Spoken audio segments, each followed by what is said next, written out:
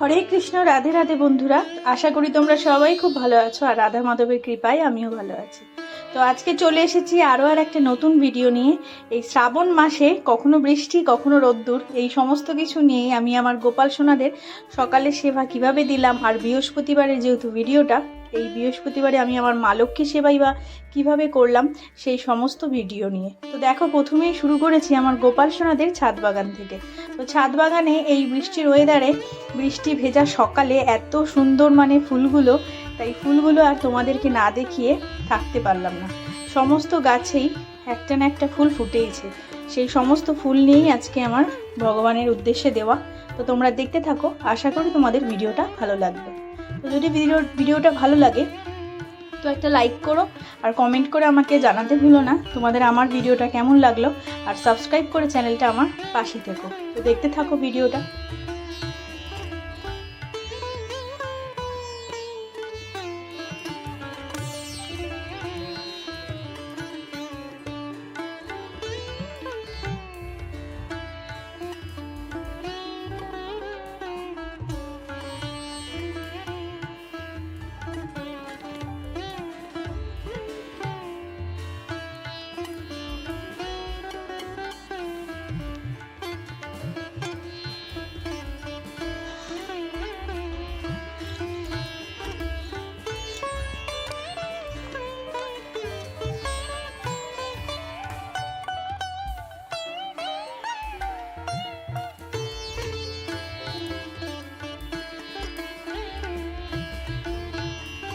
কত সুন্দর লাগছে ফুলগুলো গাছে। আমি যখন গাছগুলো বসিয়েছিলাম তখন একবারও ভাবিনি যে এত সুন্দর সুন্দর ফুল আমার ছাদ বাগানে হবে। আমার কিন্তু এই গোপাল সেবার সাথে সাথেই আমার এই ফুল গাছের শখ। আমার নালে কখনোই ফুল গাছের শখ ছিল না। ফুল ভালোবাসতাম, কিন্তু গাছের শখ ছিল না যে গাছ থেকে ফুল নেব। এই গোপাল সেবা করতে গিয়েই আমার এই ফুল গাছের শখ। দেখো কত ফুল ফুটেছে।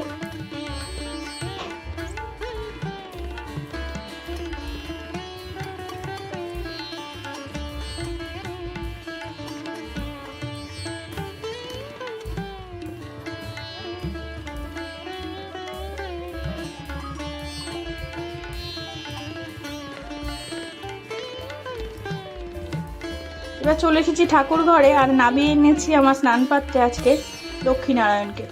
যেহেতু বৃহস্পতিবার, তাই প্রত্যেক বৃহস্পতিবারই লক্ষ্মীনারায়ণের স্নান করিয়ে ওনাদেরকে নতুন বস্ত্র পরাই। আবার অনেক সময় যদি প্রত্যেক বৃহস্পতিবার নাও হয় তো 15 দিন পর পরও ওনাদেরকে নতুন বস্ত্র পরাই আর কি।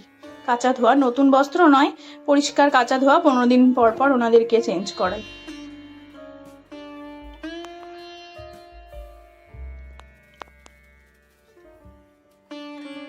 দেখো, স্নান করাবার পর সাজগোজও হয়ে গেছে। মা লক্ষ্মীকে পরিয়েছিলাম বেনারসি, আর আমার নারায়ণদেবকে পরিয়েছিলাম একটা লাল রঙের ধুতি। আর নারায়ণদেবকে কিন্তু আজকে খুব সুন্দর লাগছিল।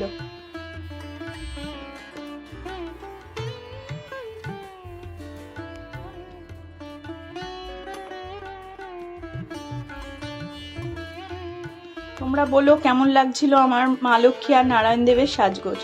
তো তারপরে এই ঘট এঁকে নিয়েছিলাম স্বস্তিক চিহ্ন দিয়ে, আর ঘটের মধ্যে পরিপূর্ণ জল দিয়ে তার মধ্যে দুব্বা আর আতপ চাল দিয়ে নিয়েছি, আর আম পল্লবও দিয়ে দিলাম, তার মধ্যে পান পাতা।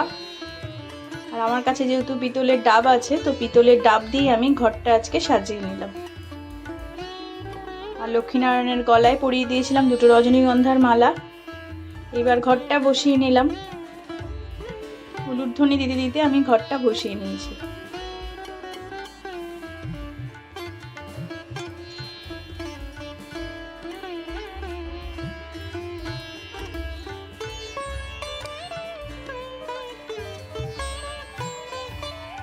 এবার চন্দন গুলে নিয়েছিলাম। আমি যেহেতু গুঁড়ো চন্দন ব্যবহার করি, তো চন্দন গুলে নিয়েছিলাম।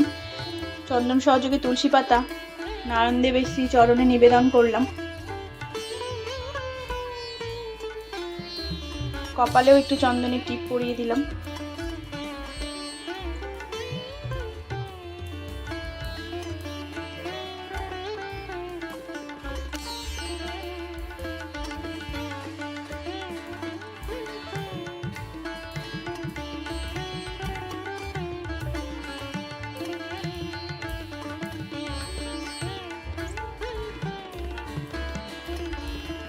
সাদা ফুল চন্দন সহযোগে নিবেদন করলাম, কারণ আমাদের বিষ্ণুর সাদা ফুল খুবই প্রিয়, সাদা নীল।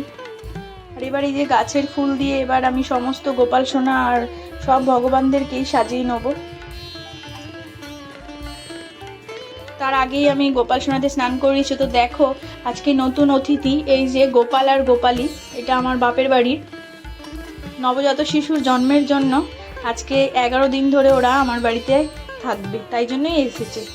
এই সময় তো আর পুজো দিতে নেই, ঠিক সেই কারণেই গোপাল আর গোপালী আমার বাড়িতে এসেছে। তো দেখো সবাইকেই ফুল দিয়ে স্নান করিয়ে, ফুল দিয়ে সাজিয়ে নিয়েছি। আর আমি সকালবেলা এসেই আগে ওদেরকে স্নান করিয়ে গিয়েছিলাম।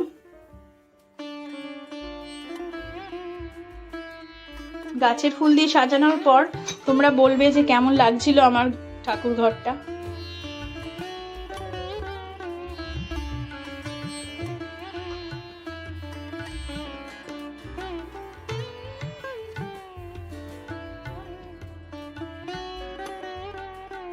সবটাই গাছের ফুল, নীলকণ্ঠ থেকে, কলকে ফুল থেকে, টগর ফুল থেকে, আর দেখো জবা ফুল কত ফুটেছে, যে জবা ফুল দিয়ে কত সুন্দর করে সাজানো গেছে।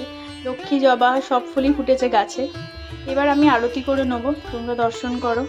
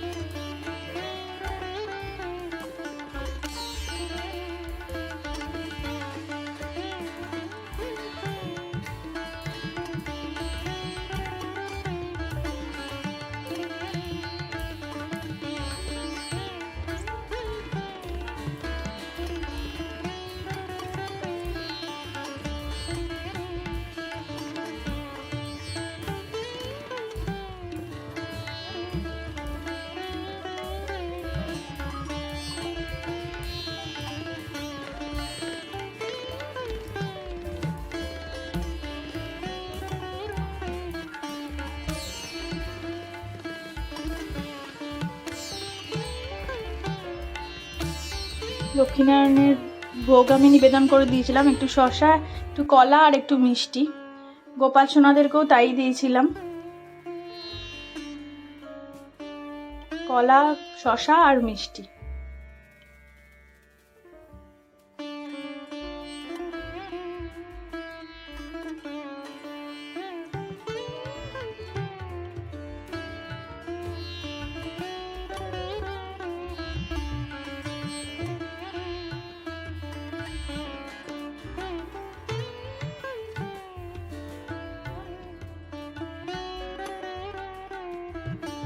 তো আজকের মতন আসি, দেখা হবে আবার অন্য কোনো দিন অন্য কোনো ভিডিও নিয়ে। যদি তোমাদের ভিডিওটা ভালো লেগে থাকে তো অবশ্যই লাইক করো আর কমেন্ট করে আমাকে জানাতে ভুলো না আমার মা লক্ষ্মীনারায়ণকে কেমন লাগছিল আর আমার গাছের ফুলগুলো কতটা সুন্দর। তো আজকের মতন আসি, দেখা হবে আবার অন্য কোনো দিন অন্য কোনো ভিডিও নিয়ে। হরে কৃষ্ণ, রাধে রাধে।